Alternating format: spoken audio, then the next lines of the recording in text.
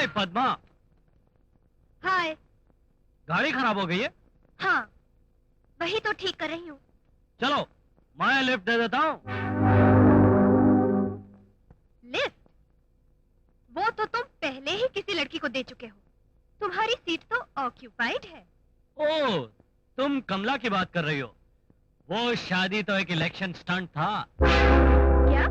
हाँ, तुम्हें बताया नहीं? मेरे डैडी ने कहा अगर इलेक्शन में गरीबों के वोट चाहिए तो तुझे कमला के गले में मंगलसूत्र बांधना पड़ेगा।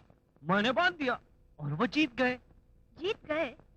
इसलिए अब छोड़ दोगे? एग्जैक्टली। Shut up. हाँ, जुबान पर जरा काबू रखो डार्लिंग। तुम्हारे और मेरे डैडी के एग्रीमेंट के हिसाब से बहुत जल्दी हम दोनों की शादी होने वाली है। हाथ हटाओ। शादी से पहले लोग रिंग प्रेजेंट करते हैं। मैं तुम्हें एक स्वीट स्वीट किस प्रेजेंट करूंगा। कौन है?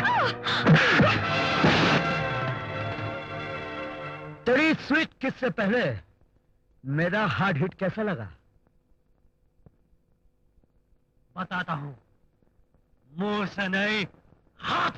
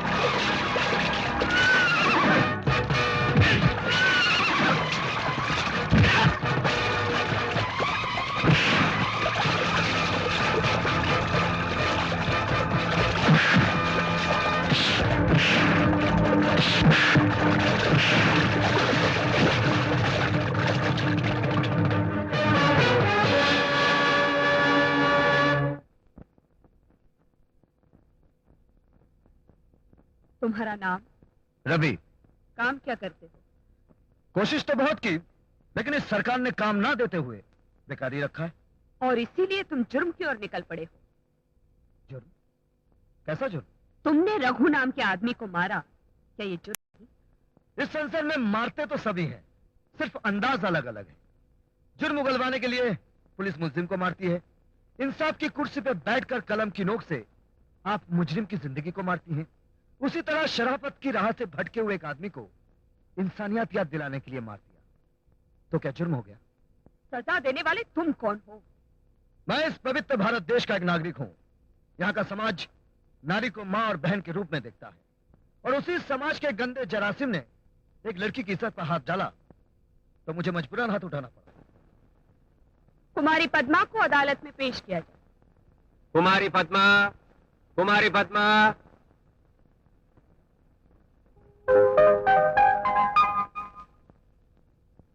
कुमारी पद्मा, रघु नाम के आदमी ने तुम्हारी इज्जत पर हमला किया था? जी नहीं। साफ साफ बयान करो कि क्या वाकया पेश आया था। मैं और रघु एक दूसरे को अच्छी तरह जानते ही नहीं, बल्कि पुराने दोस्त हैं। मेरे और उनके पिताजी के बरसों से राजनीतिक संबंध हैं। सिर्फ इतना ही नहीं, रघु एक आदर्शवादी हैं। उन्होंने एक गरीब लड़की को अपनी पत्नी बनाया। उस दिन इस रवि ने मुझे पकड़ा और जबरदस्ती किस करने की कोशिश की। ऐन वक्त पर रघु ने आकर मुझे बचा लिया, और इस रवि ने गुस्से में आकर बड़ी बेरहमी से रघु को पीट डाला।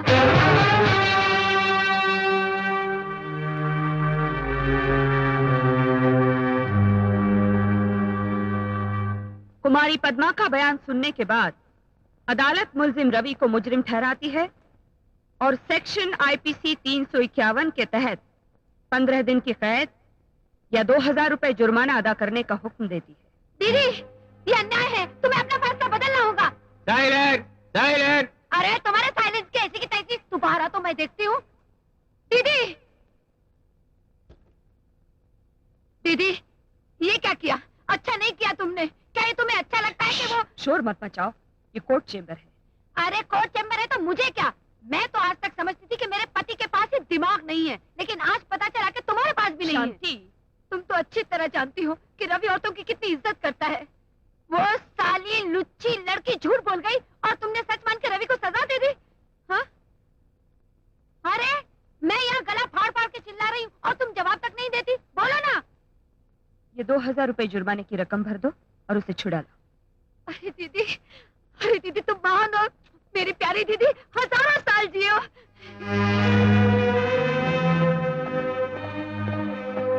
ठहरो, अरे ठहरो, अरे ठहरो बोलती हूँ ना।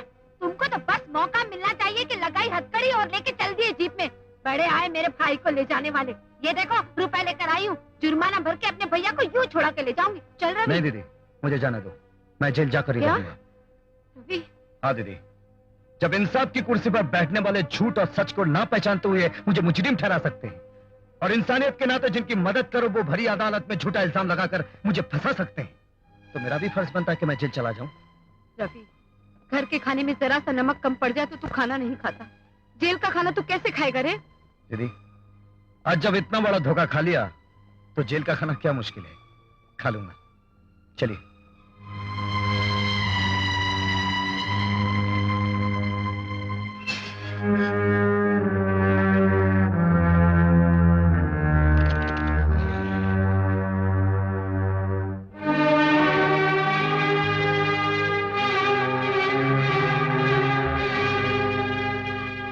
क्यों आई हो तुम? माफी मांगने। तुम्हें शायद धोखे देकर माफी मांगने की आदत हो गई है, लेकिन मेरी आदत नहीं है कि जानबूझकर गलती करने वालों को माफ कर दिया करूं। मैंने अपनी मर्जी से तुम्हें धोखा नहीं दिया।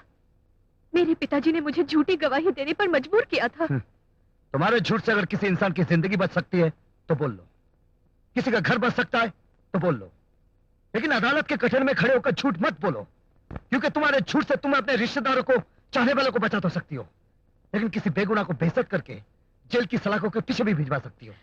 मैंने पहले ही कहा ना, मुझे उस बात का अफसोस है। मुझे क्षमा कर दो। और मैंने पहले ही कह दिया ना कि मुझे जानबूझकर की हुई गलतियों को माफ करने की आदत नहीं है। ठीक है, लेकिन कम से कम ये खाना तो खा लो। शुक्रिया, इसकी कोई जरूरत नहीं है। मैंने तुम्हारी बहन को कहते हुए सुन लिया था कि अगर खाना मजेदार ना हो तुम बिल्कुल नहीं खाते, इसीलिए अपने हाथों से बनाकर लाई हूँ। जिंदगी में पहली बार चूल्हे के करीब गई हूँ। देखो मेरा हाथ भी जल गया। अब भी नहीं लोगे? अच्छा, मैं जाती हूँ, लेकिन एक बात याद रखना, जब तक तुम जेल से रिहा नहीं हो जाते तब तक खाना तो एक तरफ, पानी की एक बूंद भी अपने गले से नहीं उतारूंगी। ठहरो।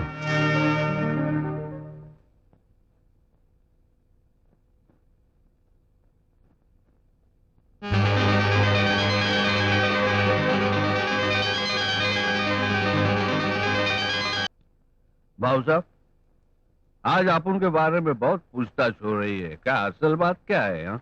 ऐसे ही वो अपोजिशन वाले मेरा मजाक उड़ा रहे थे कि एमपी राजशेखर ने दूसरी जात की लड़की को बिना दहेज के अपनी बहू बनाकर कौन सा बड़ा कमाल किया।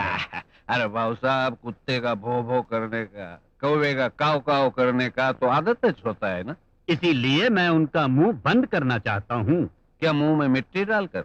नहीं, तुम्हारी बेटी के नाम पर, मेरा मतलब है अपनी बहू के नाम पर एक 5 स्टार होटल बनवाऊंगा 5 करोड़ की लागत का। अच्छा भाऊ साहब, ऐसा इतना बड़ा एकदम फड़क दिशी बोल दिया आपने। अगर मेरा हार्ट फेल हो जाता तो? बाप रे बाप। वो होटल किस शहर में बनाने वाले हो तुम्हें? किस शहर में? क्या इसी शहर में? कहाँ? तुम्हारी बस्ती में। पर उधर तो हम लोग के झोपड़े हैं भाऊ साहब। अरे अपने रसूख से उन झोपड़ों को तोड़वा डाला। उसके बाद ये गणेश विट्ठल कोल्हापुरी, जो मुश्किल से दिन में 5 रुपए भी नहीं कमा सकता, उसकी बेटी 5 करोड़ की मालकिन बन जाएगी। कैसा लगा मेरा प्लान? ने होटल बनाने की बात तो मजेदार है, लेकिन वो झोपड़पट्टी तोड़वाने वाली बात है ना, वो मेरे गले में मछली के कांटे के माफक अटक गई है। गणेश भाई, अगर मेरा प्लान कामयाब हो गया तो तुम्हारी बेटी हमेशा के लिए खुशहाल हो जाएगी। हाँ, ये तो सच है। पर बाबू साहब, अपनी एक बेटी की आंखों में खुशी देखने के लिए मैं 3000 गरीब बेटियों की आंखों में आंसू नहीं देख सकता। गणेश, एक बार फिर से सोच लो। अरे सोचने की जरूरत ही नहीं है भाऊ साहब, तुम्हारी गंदी बातों ने मेरा भेजा खराब कर दिया। उसे अब दारू से धो के साफ करना पड़ेगा। मैं जाता हूं। याद रखना समझी भाऊ, तुमने गरीब इंसान को रिश्तेदार बनाया है, लालची इंसान को नहीं।